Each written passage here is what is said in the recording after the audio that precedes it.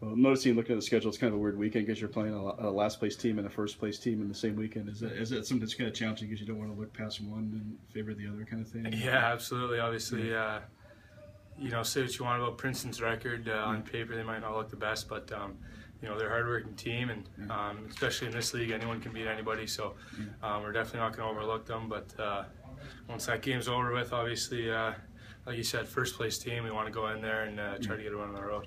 I was curious, what do you remember most about playing at Princeton's rink from last year when you were a freshman? Like, what kind of struck you when you first got there and saw it and stuff? It's pretty cool. Obviously, you hear people talk about the history of the rink, and you know, I thought it was pretty cool. But you know, from what I remember, it's pretty small. You know, there wasn't too much room to do anything. So I think our key for Friday is just be quick with the puck and make smart decisions and take our opportunities when we get them. And as far as Quinnipiac goes, I wanted to ask you a little bit about the game you had here in the fall. What did you like about that game that you guys did? Obviously, it was one of the better defensive efforts of the season. You know, what do you kind of remember about that game? Yeah, well, obviously, you know, high offensive power team, you got to shut them down, and we did a good job at that, shutting down their, you know, their big guys. They got some pretty good hockey players that can make some plays there. So we did a good job at that, and we capitalized on our chances. I think if we do the same thing, we give ourselves a chance to beat them on Saturday. Do you feel like they'll be pretty inspired to try to make amends for that game themselves? I would imagine, you know, with the way they've scored, they probably were frustrated with only have 17 shots and 1 goal.